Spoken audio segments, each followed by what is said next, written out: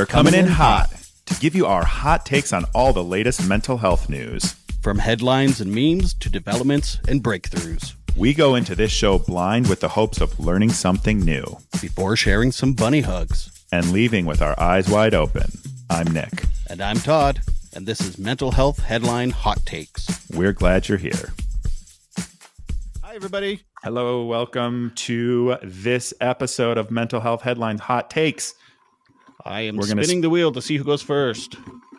And it landed on, boop, Todd's choice. Oh, wow. Okay. It's a nice looking wheel, but I made the arrow so big I can't see what pie it lands on. I still think you're rigging it. I'm not. I don't know what the benefit would be.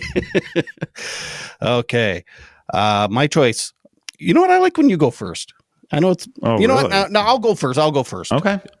Because you've gone first the last little while here.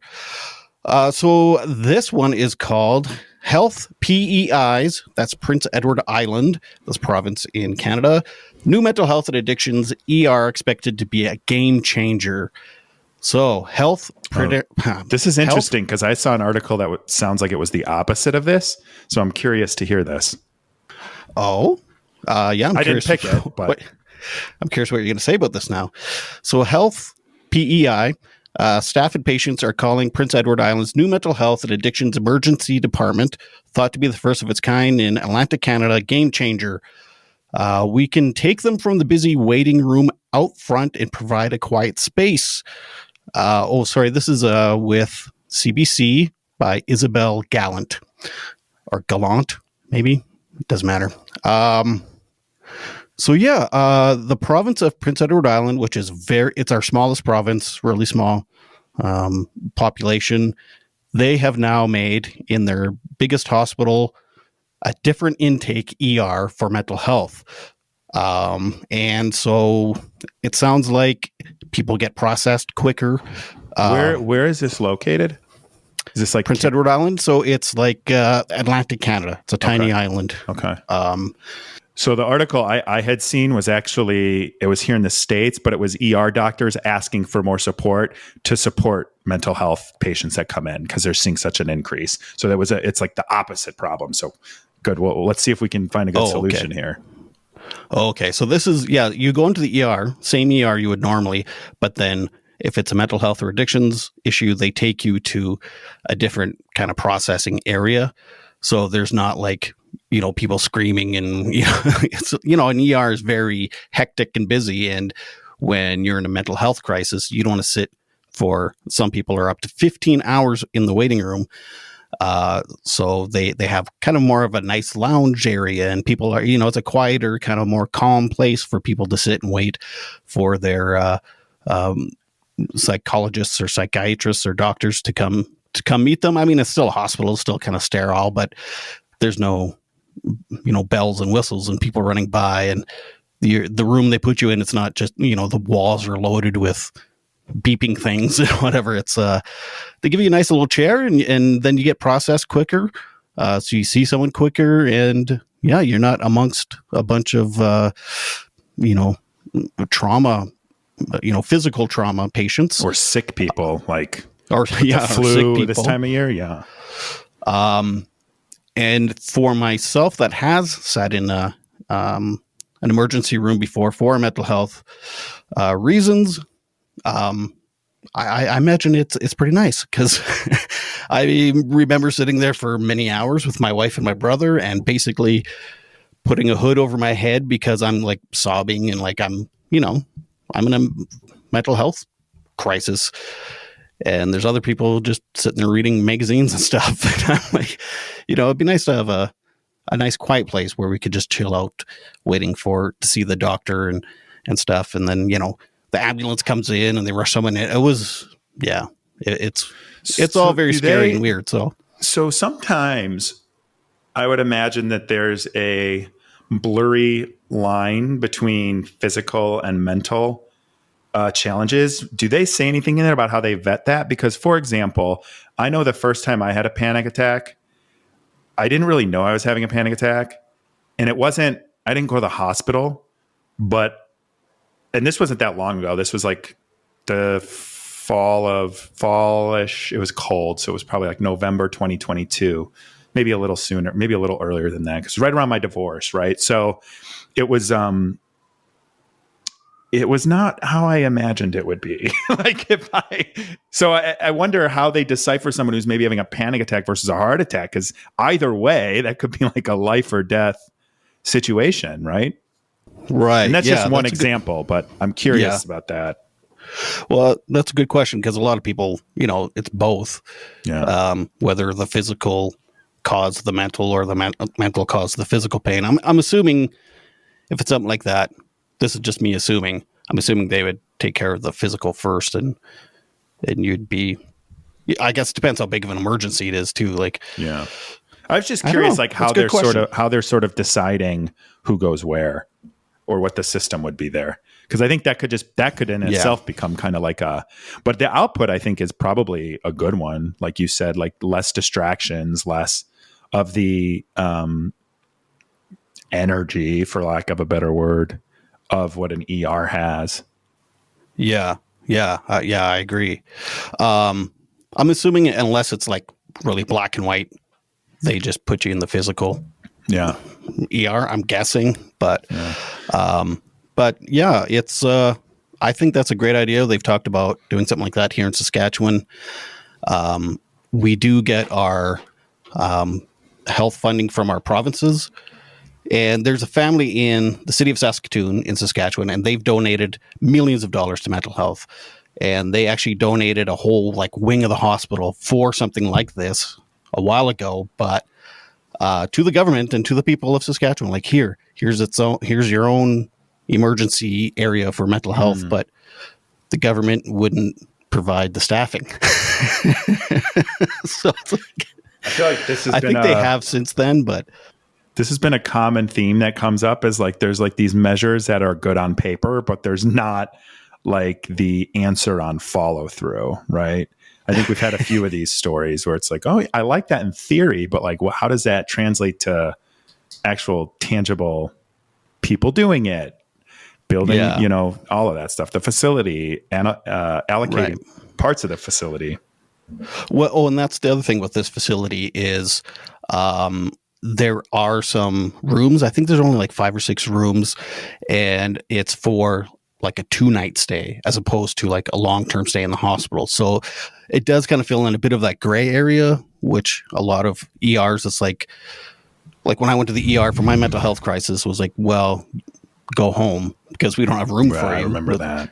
But it's not like, okay, maybe I didn't need 2 weeks stay, but a couple nights just for observation and get me level again, and then come up with a mental health plan for me to leave. And they have social workers in this new facility too and stuff. So I think ultimately, it'll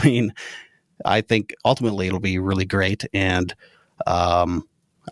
even 5 and 6 rooms, that's not very many, but it's a start. Like we always say on the show, we're very critical of new things, but also got to start somewhere, I guess. Yeah. So at least it's a start. I think in some of this stuff, a step in the right direction is good as long as there's like follow through planned out, right? Right. And that's kind of why I like the 2-night stay. There's kind of a follow through. It's not like, okay, you're in the emergency and we still have nowhere to put you, or we have no plan for you. At least they can stay for a couple of days and then too, you think about, like, I'll use the flu again, but you think about the flu, right? You got people coming in for the flu. They need equipment. You don't want someone who just needs like, not just, but, needs a mental health professional or a counselor or some talk therapy or some, anxiety meds or whatever that is. You don't want those people taking up rooms of people that need like the heavier medical equipment, and vice versa, right? Like you don't want to have to shove someone who needs, heavy equipment to heal in a place where they don't have that. So I feel like it kind of balances that out in a way too.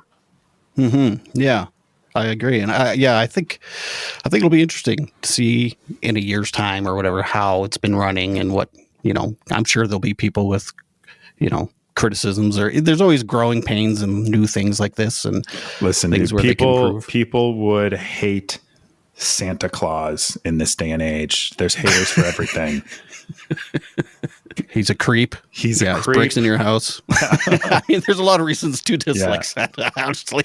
Yeah. Well, there we go. But we'll have to cover but I that agree. at Christmas time. But yeah, so hopefully that works out really well for Prince Edward Island. And make sure you make a note for yourself so we can check in on that next year. Every note I make, I lose. So, okay. There's many notes right there. I'll add to it. I'm just kidding. So yeah, that was a kind of a nice story. I'm trying to go nicer stories because the last little while I've been like, I leave this meeting a little depressed. So, or angry. I changed one of my stories today because a new thing came out, but yeah, it was like. The one was like too depressing. I'm like, I'm not going to do that. So I picked a less depressing, but still depressing one. Okay. That's fair. I'm curious. I don't know unless there's more you want to say to this story. No, I think like I said, I think it's a step in the right direction. I'm interested on the follow through. Mm-hmm. Or of course there could be a provincial election next year or something. And then it all changes anyway. Kidding. It's ideologies and funding changes, but yeah, I know. Yeah. Here too. We're this year for the U.S. presidential election. Buckle up, put on a helmet, a bulletproof vest, anything you can to protect yourself because all hell's about to break loose. Yeah, you think so? Yes. I've kind of been putting on blinders. It's like, I don't want to know. Tell me when it's over. Smart. It's just a shit show. It's a total shit show. But so I've got a little, I guess, slightly related to what we were talking about earlier. So my story today is actually a column in Psychology Today from Dr. Isabelle Morley, who is, full disclosure, a friend of mine and board member on the UCAN Foundation, the Unscripted Cast Advocacy Network, that I co-founded with her and Jeremy Hartwell to support reality cast members' mental health, legal support, and advocate for better working conditions in the industry. And she released a column on Psychology Today that is titled, "Why I Won't Ever Write About Love is Blind Again, A Personal Perspective, a Psychologist Guilt-Induced Plea." So why do I think that this article is timely? Well, currently, as we speak, the latest season 6, is airing. And full disclosure to those who don't know, I was on season 2 as a main cast member and have since started my foundation. And, I advocate very hard for change based on my experience and the experience of, well over 100 others who have reached out to the foundation. So getting that all out of the way, what I really wanted to talk about is her key points and her plea to viewers, because what I'm seeing happen, and it just keeps happening with these shows, is every season, every show, and this isn't just Love is Blind, but for the context of the article, it is the latest season, because there's so much bullying, hate, that I know for a fact cast members are receiving death threats by general public people, or yes. And on top of the death threats, I also am aware that several people from this cast have said what they are experiencing mental breakdowns. Okay. And in some cases, even being forced to continue filming a reunion episode. Okay. So this is getting to the point where it is literally like Gladiator games or the Hunger Games, where we are ripping our peers, like human beings. We're all peers. We're all in this together. And just because you see them on TV doing a certain thing or behaving a certain way, you have to remember you don't have the context. They can be edited out of order, anything whatsoever, not to mention the pressure of the thing. So back to the article. Her key points in this article, which link is below, is that we should consider reality TV to be fiction, given the influence of producers and editing, which I agree, which also we have a moveon.org petition, moveon.org/reality. And maybe I'll throw that link down here too, where we're just simply asking these producers to put a disclaimer at the beginning of every episode, right? Saying that these are highly edited for entertainment purposes only. Like basically like watch it like it's a show, enjoy it like it's a show. Don't think that these are accurate representations of who these people are. So I'm done pitching myself. So she also says, or my work, cast members on reality TV are not accurately portrayed as who they are in real life. And lastly, she says, in this light, analyzing cast members can lead to unfair public opinions that damage their mental health. So she really goes through in this article, which again is below, and talks about reality TV not being real, and we need to stop viewing it as that way. She also brought an interesting point up about expert opinions, and that experts who weigh in, other psychologists, mental health counselors that weigh in on these shows, and this one specifically right now, they weigh in on these shows based on the limited amount of information. And I've of course listened to some of them. I've even talked to some of them. I've been interviewed by them, and I've interviewed some of them myself. And so even when they admit, like, I don't have the full picture, which most of them do a good job of saying, like, based on what I'm seeing, or I don't have the full picture, or I don't know this or this, or if I was working with them in this scenario, this is what I would do. And her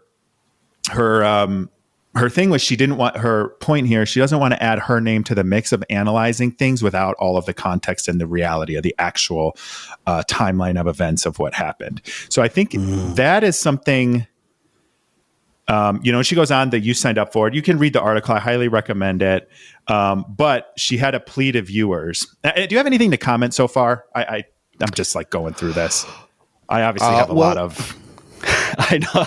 Well, I mean, this is amazing, right? This is what you do. This is what you're passionate about right now. And so, no, I blab away. But full disclosure, I've been watching this season because my wife is a fan and we have a small house, so I can't help but. You don't have to apologize or anything about watching it. That's not, yeah. Well, I mean, it's weird because, right, if you watch, then you are kind of, I do feel like I'm supporting this production company. And it's like, I feel bad for watching, but also for us, it is entertainment. It's not, especially, because we know you and stuff now, we watch and we make comments and we analyze people too. Like, I'm pretty sure she has borderline personality, or that person, they've obviously have some, and then we both laugh because we're like, we have no idea actually what's going on. This is just what we're seeing. So, but I also, I don't know for sure, but I would presume neither of you are going online and giving death threats or going on Reddit. It's like, we don't even go to work and talk about the show. Like, we just kind of, she has a glass of wine and watches her show, and that's I think a lot of people don't realize too that these are all storylines, and like there's elements of reality in them, but they're literally storylines, and it's all in this giant manufactured situation where you're being told where to go, what to do, what to talk about, all that stuff, and you're given alcohol. And it seems from what I understand, and apparently what I'm dubbing food propaganda, it seems like people are being fed a little bit better than I felt I was in my experience, but this public ridicule and thrashing of our peers, like these people are our peers, they just happen to be on TV, is just out of hand. And then to see the way that the productions drum this stuff up, and I mean, even the Netflix Instagram account was trolling one of the guys who was on there, and they didn't even tag him on it. Yeah, I mean, when you have like it's like borderline evil. I rest my case. I try not to believe in good and evil. Like it's because it's like such a nuanced thing. But there's been a couple times the last couple of weeks where I've heard things where I'm like, maybe there is such a thing as evil. So I think the reason I bring this up is because I know anytime the show comes out, a new season comes out, I have a dark cloud over me. Yeah, and you've told me about that. And like and now they come out twice a year. Like there's the anticipation of it coming, then there's the weeks that it's on, and everybody wants to know, what do you think? Well, I'm not watching it, right? So the toll that this takes on the cast members' mental health, I think is super important for people to realize. And it's funny because so many of the people that are mean, like have a God quote from the Bible or something in their profile. So it's very, and I use that as a blanket term for people that are like, oh, mental health advocates talking shit about people online. But the real conversation I was hoping to open up here was one, remind people of these people are real, and ask people to remember, why is there a villain in every single show of all the time, no matter what? It's because they're manufactured, right? Educate. And this is the plea that Dr. Isabelle made that I wanted us to share, that she made in her article today. And this is fresh because the show's out, the reunion's coming soon. So this is very fresh, right?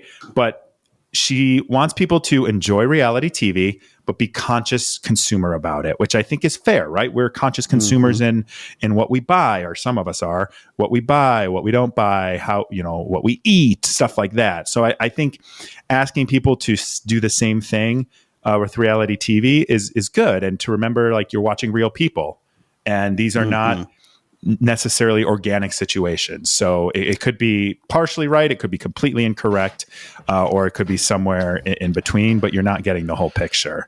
And I think that's the part where I just want people to know that these are real people with real challenges that are now being showcased in front of the whole world, as opposed to in the privacy of your life. Like if someone has a cheating scandal, a mental breakdown, is just a dick, right?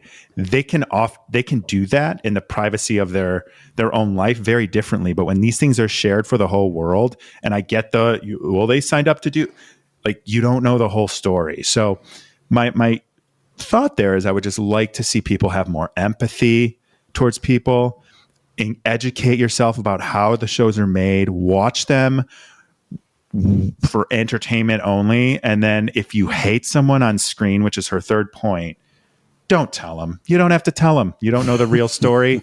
And then I would take it a step further, and I tell people, if you find yourself feeling the need to hate someone that you don't know, or comment on someone's social media that you don't know, or go on Reddit and speculate and gossip about somebody you don't know, look inside and figure out, what is it in me that makes me want to do this? And then address that, because that's going to get you a hell of a lot farther than spewing hate on the internet.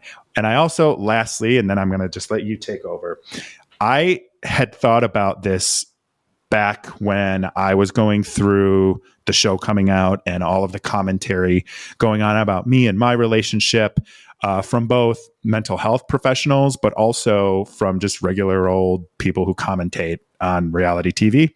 And I remember, like, I used to feel kind of like, I don't know if it was worse.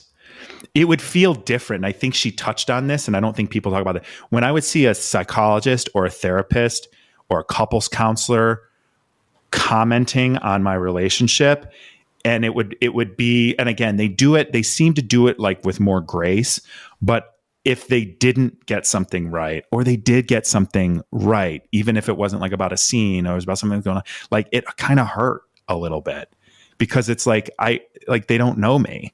And here they are, like, with their platform and their expertise, and they didn't know our relationship or what it was like, the whole process of going through the show. So, like, having them weigh in did have more gravitas. It did feel heavier. It did impact me more. So I think her plea to encourage experts in relationships and mental health to be ethical in the way that they do these, because people will look at someone's commentary on a relationship who's a couples counselor or couples therapist or whatever, and it'll have more gravitas, and maybe it'll make them feel vindicated, right? And then they'll be more confident to go be a bully online. Right. Yeah, I mean, that's really, really good point. That's an amazing article that she's actually, like, basically making a call out to all other psychologists and people, and be like, hey, maybe let's cool it on this, because I mean, you could make a commentary about Mr. White on Breaking Bad. It's basically the same thing. It's a character on a TV show that you know nothing about, that production has manipulated or whatever to look like this. but no one's going on to Bryan Cranston's Instagram and threatening him. Yeah. You know, You're a meth dealer. I'm going to kill you. It reminds me of like, yeah, it reminds me of like there was, is it Misery or in the 80s? I remember there was like people that would like find an actor that was on their favorite soap opera and be like, I hate you because you cheated on so-and-so. And people thought they were nuts, right? Yeah. Now there's a whole Friends episode about that. And now everybody's doing it, and no one thinks it's nuts. It's like, it's the same thing. This is a TV show. Yeah, these are like modern day soap operas, right? And that's the issue. But like people can't. But these are real people, right? But people can't. And it's still make believe. Yeah, it's hard to make. Like Isabelle said this to me before, because it keeps me up at night wondering who thinks they should be mean to somebody online from a TV show. It keeps me up at night. I would never do, even if I watch, I'm like, that guy's a idiot or whatever, what a loser, what a cheater, whatever the, insult and assumption is. I would never go write it on their social media or gossip about it on Reddit. Like I would just take it as, well, that sucks to be that guy. Like, move on. Whatever. Yeah. Yeah, exactly. I mean, how long have I known you? And like, I watch a lot of reality TV. I never question or ask you anything about the show ever, other than like our initial interview because of UCAN and the foundation and stuff. Because I don't know. It's just, I don't know. I just, who does that? Like, if you want to tell me stuff, that's awesome. Like, I'm open to listen to stuff, but I'm not going to, even someone I consider you a friend. I'm not going to pry. Well, and I'm definitely not going to go on someone's post something on there. I think I have a different approach than a lot of people from reality TV too. Like, this is something that I did. It's not something that defines me. It's not who I am. Right. And so when I think about that, and that's probably why I'm not like the most popular of all, because I don't care about the drama. Like I just want people to be okay, because I went through this, and I went through it with, my ex-wife, and I saw what it did to her, and I know what it's done to me, and I know that it lingers to this moment, it lingers. And I just don't feel like it's a healthy place for us to be as a society when we look at other human beings like this. And we attack them for something that happened on a TV show. It just seems crazy to me. It's just, it's like a foreign concept. But, Isabelle says, she's like, it's the way it's presented and the way the human mind works is that it wants to believe what it sees. Even if in the back of your head, which is true, right? Like I'll watch a documentary and I'll be like, I'll have to, even though I know they're still telling a story, you have to like remind yourself, this is a story. I'm being told a story. And yeah, there's facts in it and there's reality in it, but there's still a story being told. So it isn't a complete representation of reality. Yeah. Yeah. There's an agenda there. Yeah. It's hard. Yeah. Well, even last night when we were watching some of the conversations, that people are having, I'm like, this conversation is so fake. Guaranteed a producer went up and said, you guys go over there and talk about this now so that we can, it was like or it was like they're reenacting conversation they've already had or stuff. Like, it's like, how can people not see this? How can people not realize that this is? I have no idea. This is just. I almost feel like people do on some level know, but they get like very reactive and very triggered by something that they see, and I think that's when it kind of like falls apart, and there's that disconnect happens. I think that's a lot of what happens. I also think, and this is fair, like people, I watch a movie or a TV show. I do it to escape. I do it to let my mind wander. Right. And I think that's a good thing about this, but then there's the whole people like can't make that disconnect that like what I'm seeing in front of me that's been told to me, it's real, and that it's basically a documentary crew following people around. That's not true. Yeah. And to attack someone and hurt their mental health and I'm all for showing support too. Like, I think if you like someone on a show or something, you should support them. If you don't, just don't say anything. And I think that's or if you want to talk about it with your friends, like I have plenty of friends that talk about the housewives. Cool. I don't have anything to contribute to that, but I'll talk about things they don't have anything to contribute to, but that's okay. Yeah. But like, you don't have to be mean to people. And I think it's just a very sad reflection on where we are as a society. And I think we can do better. And I'm proud of Dr. Isabelle for taking this stance and writing about her own reflections and guilt, which I don't think she should have, right? You don't know what you don't know, but now we're trying to tell people so they know. So right. Yeah.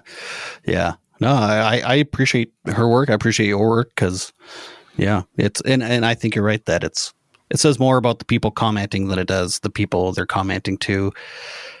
But it still which impacts is sad. them. It Absolutely, still impacts them, even if they know that. For sure.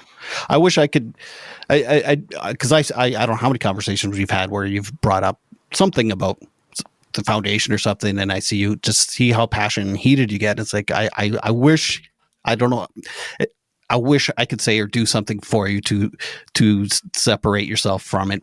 And well, I know I'd be that, the same way as you. I would just get as bothered. Yeah, it's me though. Like I have to draw the lines. Yeah, but that's the thing. But I get the same way with like when I read articles like we do about mental health stuff, then I get like furious, and it's like, okay, take a step back. Yeah. Anyway, sorry that you have been hurt and that. Well, it's more, I want to turn my experience and the experiences I'm learning of other people and just flip the mirror so people can like see themselves in this and not project, whatever they have going on inside onto reality cast members that they don't know, that they don't really understand their story, and that there's so much speculation and people can't speak up because of the contract. There's NDAs in there. So even if you've been defamed, you've been edited out of order, you've been lied about, and that's the storyline, they can't defend themselves without risk of being sued. And so imagine it's a trap. It is. Imagine being in a situation where you're being publicly lied about, shamed, embarrassed, and defamed, and you legally, which I argue whether or not it's legal, you legally can't tell the truth. You can't talk about your experience. That's what they're going through.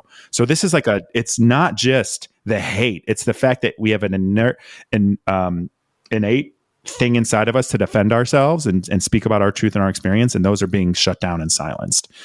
So they can't even, so they just have to take it. It's like going into a boxing fight and just not putting your hands up, not being able to throw a punch, and everybody can just come in and throw a couple punches. So be kind. Be kind to your favorite, and even more so to your least favorite. And by being kind to your least favorite means just don't do anything or say anything. Exactly. It's just a TV show that's made up. They just don't have to pay actors. Okay. Well, that was a hot take. I mean, it's good. It was good. Well, I was going to initially do another AI story, which I might, but it's about like, it was kind of depressing. It was about AI being used to like recreate deceased relatives and the impacts that would have on mental health. I almost did that one because I brought it up the other day. When we were talking, I brought it up and I was like, hey, here's the article about it. I was like, I don't want to talk about AI again. Yeah, I didn't either. That's this week's episode. I hope you enjoyed it, and we'll be back again next week. We'd love to hear your comments and concerns, and if you have any articles or anything you would like for us to cover or to look at, feel free to reach out to us, but be kind to us, okay? We're real people. Till next week. See ya. This has been our Mental Health Headline Hot Takes. We're so glad you came. Remember, when you heal yourself, you heal the world.